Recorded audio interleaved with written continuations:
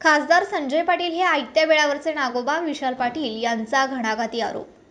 खासदार संजय पाटील हे आयत्या बिळावरचे नागोबा आहेत. लाटेत खासदार झालेल्या संजय पाटील यांनी जिल्ह्याच्या विकासासाठी काय योगदान दिलं, असा सवाल करून विशाल पाटील म्हणालेत, आपण न केलेल्या कामाचं श्रेय घेण्यात त्यांचा नेहमीच पुढाकार राहिलाय. कुणी पाणी आणलं तर पूजन करायला हेच पुढे असतात, असा आरोप करून पाटील म्हणाले, गुंडगिरी, दहशतीवर राजकारण करण्याचे दिवस आता संपलेत. राज्यातील वसंतदादा प्रेमी कार्यकर्त्यांचा आमदार सुमनताई पाटील यांच्या उपोषणाला पाठिंबा आहे. तासगाव आणि कवठेमहांकाळ तालुक्यातील 16 गावातील मुलांच्या भवितव्यासाठी त्यांना उपोषण करावे लागते आहे.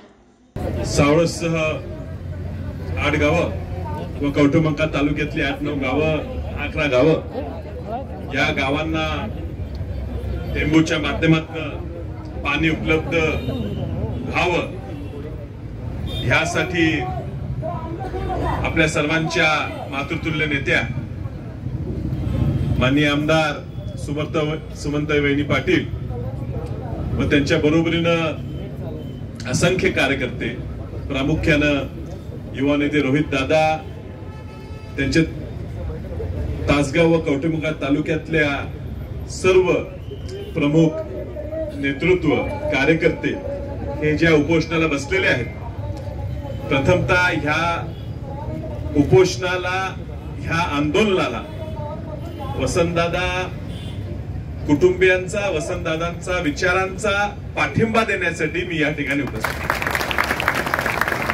रोहित दादांनी सांगितलं, आपल्या कुणाचीच इच्छा नाही आहे की सुमनताईंनी हे आमरण उपोषण करावं. आबांच्या नावानं ह्या जिल्ह्यात, राज्यात जगणारी लोक आहेत. आबा गेल्यावर जे दुःख प्रत्येक घरात आलं, अशा कुठल्या प्रकारचं दुःख आम्हाला आता वहिनी नको आहे. तुमची प्रकृती, तुमचं आयुष्य हे उदंड असावं ही आमच्या सगळ्यांची इच्छा आहे. आणि सहज मी जरा थोडं लवकर आल्यामुळे आलेल्या कार्यकर्त्यांशी चर्चा करत होतो आणि सगळ्यांचं मत तेच आलं की आमच्यासाठी करतायत खरं आहे, आमच्यासाठी लढतायत ताई हे खरं आहे, पण आमच्यासाठी लढताना ताईंना काही होऊ नये ही आमच्या सगळ्यांची इच्छा. आणि एकंदरीत तुम्ही रस्त्यावर उतरल्यामुळे, तुम्ही एवढा मोठा निर्णय घेतल्यामुळे तुमच्या काही तब्येतीला झालं, त्याचा परिणाम महाराष्ट्राच्या कानाकोपऱ्यातनं उमटेल ह्याची जाणीव झाल्यामुळे रविवारच्या, शनिवारच्या सुट्ट्यांची दिवशी सुद्धा काम करून ह्यांनी आता तुम्हाला पाठिंबा दिलेला आहे. आपलं काम पूर्ण करायचं आश्वासन दिलेलं आहे. पण वस्तुस्थिती ही आहे की कॅबिनेटची अजून 2 दिवस नोट आहे, ती प्रशासकीय मान्यता सुधारित अजून निघायची आहे. तेव्हा निश्चित मी विनंती तुम्हाला करीनच की आम्ही तरुण लोक बसतो, वहिनी अजूनही तुम्ही हा निर्णय घेऊ नये अशी आमची विनंती आहे. राजकारण ह्या आंदोलनात आणायचं कारण कुणालाही श्रेय घ्यायची गरज नाही आणि त्या श्रेयावर राजकारण ह्या तालुक्यात, ह्या जिल्ह्यात कधीही झालं नाही. मला आश्चर्य वाटते की स्वतःच्या पोराला बाजूला ठेवून प्रेस कॉन्फरन्स घ्यायची आणि दुसऱ्याला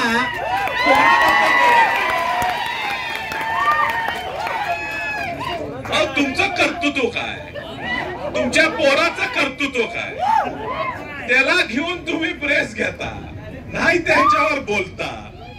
बर, तुमची ओळख राज्यात सगळ्यांना ओळखली आहे, आयत्या बिळावर नागोबा.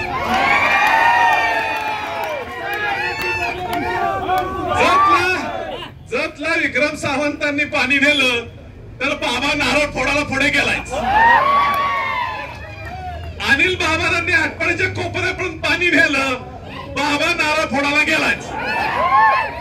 कवठेमहांकाळात पाणी आलं, तासगाव तालुक्यात पाणी आलं, बाबा पुढे हायच. मला कळना, तुम्हाला लोकांना खासदार म्हणून निवडून दिले, ह्या एवढ्या योजना झाल्या, 9-10 वर्ष तुम्ही खासदार आहे, एवढ्या योजना झाल्या, एवढं पाणी लोकांना मिळालं. ह्या पाण्यासाठी तुम्ही खासदार म्हणून दिल्लीतनं किती पैसे उपलब्ध करून दिले? खासदार आहे तुम्ही. निधी खासदारने दिल्लीत मारायचा असतो, महाराष्ट्रात नाही. महाराष्ट्रात निधी आणायला आमदार समर्थ आहेत, तुमच्या पुढे आहेत. तुम्ही दिल्लीतनं निधी आणा, ह्या 8 गावांसाठी कौटुंबिकाच्या 10 गावांसाठी निधी आणा, आम्ही तुमचा सत्कार करू. पण राज्यात होणाऱ्या कामाचं श्रेय हे खासदारांनी घ्यायचं, म्हणजे ग्रामपंचायतच्या 15-25 या निधीतनं आलेल्या निधीचा आमदारांनी जाऊन नारळ फोडायचा, हे असला प्रकार झाला. अरे निधी राज्याचा आहे, तुम्हाला खासदार निवडून दिले. हा अभ्यास त्यांना सुद्धा आहे. आणि आता अडचण अशी झाली आहे की त्यांच्या पक्षानेच त्यांना निष्क्रिय म्हणून ठरवलेलं आहे.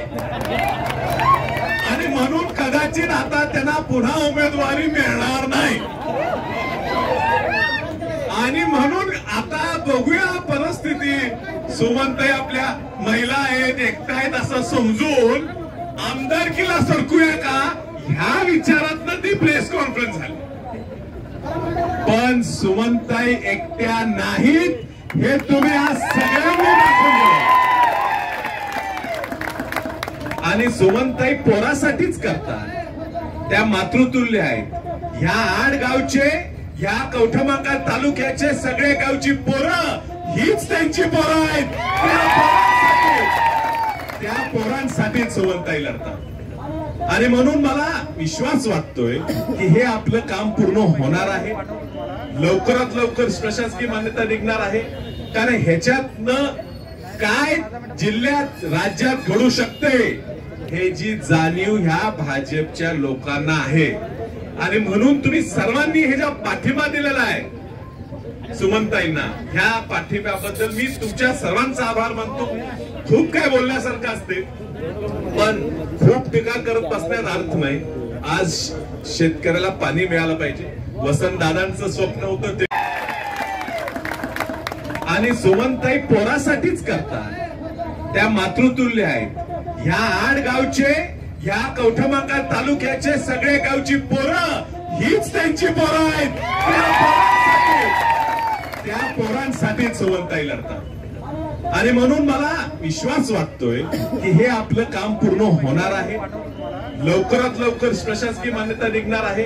कारण ह्याच्यातनं काय जिल्ह्यात राज्यात घडू शकते हे जी जाणीव ह्या भाजपच्या लोकांना आहे.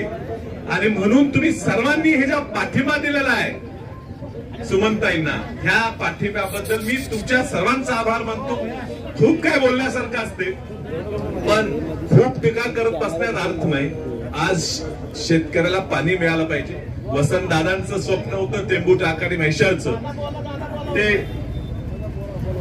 वसंतदादांचं स्वप्न होतं ते पूर्ण करण्यासाठी आराराबा झटले. राज्यात त्यांच्यावर आरोप झाले की ओढून सगळा निधी तुम्ही तुमच्याच मतदारसंघात देताय. हे आराराबांवर जरी आरोप झाले तरी आबा शांत बसले नाही. विचार करा, कवठमांकाळ तालुक्यानंतर खास विचार करा, आबा जर त्या तालुक्याचे आमदार झाले नसते तर एवढा प्रकल्प पूर्ण झाला असता का? एवढा निधी या ठिकाणी आला असता का? ज्या गावांचा समावेश नव्हता ती गावं ह्यात आली असती का? फक्त आराराबांच्या पाठीमागे एक संघपणे पूर्णपणे ही गावं पाठीमागे असल्यामुळे राज्य शासनाच्या विरोधात ज्या वेळेला भाजप सरकार आली त्या वेळेला ही गावं वगळून आबांना त्रास देण्यासाठी हे करण्यात आलं. ही जी जाणीव रोहित दादांना आहे, सुमन वहिनींना आहे. आणि म्हणून ते तुमच्यासाठी लढतात. आणि अजूनही करण्यासारखं आपल्यासाठी खूप आहे. मी पाहिलेलं आहे, खूप कष्ट करणारे शेतकरी आहेत, कष्ट करणारी लोक आहेत. फक्त पाणी दिलं तर देशात नाव कमवण्यासाठी पिकं ह्या परिसरात आपण पिकवतो आणि त्यांच्या प्रत्येक अडीअडचणीत सामील व्हायचं हा प्रयत्न हा रोहित दादांनी चांगल्या पद्धतीने राबवलेला आहे. आणि मला विश्वास वाटतो की रोहित दादांसारख्या नेतृत्वाच्या पाठीमागे आपण सगळ्यांनी राहिल्यामुळे पुढे आपल्या सगळ्यांच्या आयुष्यात मोठ्या प्रमाणे चांगला बदल हा घडत राहणार आहे. आणि म्हणून वहिनींना आपण ताकद देऊया, वहिनींच्या पाठीमागे राहूया, ही भावना सगळ्यांची आहे. आणि आमच्यातल्या सर्व लोकांची हीच भावना आहे की कुठल्याही परिस्थितीत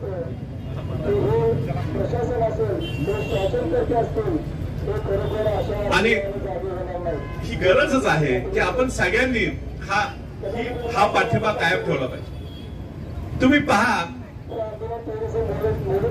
खासदारांचा जो कार्यक्रम आहे तो हा दहशत, गुंडगिरी ह्या माध्यमातून काहीतरी घडवायचं असाच आहे. सुरुवातीला बंदूक खिशाला लावून फिरायचे, आता नगरपालिका नगरपंचायतीचे सभापती आपले व्हावेत म्हणून गोळ्या झाडून माणसं पळवून न्यायचे काम करतात.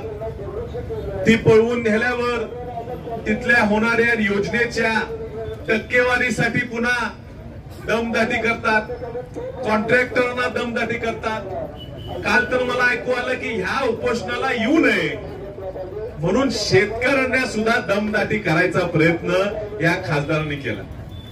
पण आता जनता घाबरणारी नाही. लोकांना लक्षात आले की आपलं कोण आणि परक कोण आणि आपल्यासाठी प्रामाणिकपणे लढणारी लोक कोण. वहिनीना काय कुठला कारखाना वाचवायचा नव्हता, सुमनताईंना कुठल्या इस्टेटी करायच्या नव्हत्या. सुमनताईंनी आणि रोहित दादांनी प्रत्येक सांगली जिल्ह्याच्या प्रत्येक गावात तालुक्यात आपल्या जमिनी केलेल्या नाहीत, आपल्या प्रॉपर्टी केलेल्या नाहीत. तर ज्याला पाणी कुठे न्यायचं त्याची त्या गावात जमीन आहे की नाही बघून निर्णय घ्यावा लागतो. अशा माणसाने आपल्या नेत्यावर बोलायचं आणि आपले गप बसून ऐकून घ्यायचं हे जेव्हा दुर्दैव नाही. त्यामुळे ठामपणे तुम्ही सगळे एकसंग राहा सुमनताईच्या पाठीशी. वसंतदादांच्या विचाराची राज्यातली प्रत्येक व्यक्ती ही सुमनताईंच्या पाठीमागे आहे, रोहित दादांच्या पाठीमागे आहे, सत्याच्या मागे आहे. एवढं मी या ठिकाणी सांगतो. पुन्हा एकदा त्याला पाठिंबा जाहीर करतो आणि आपली रजा घेतो.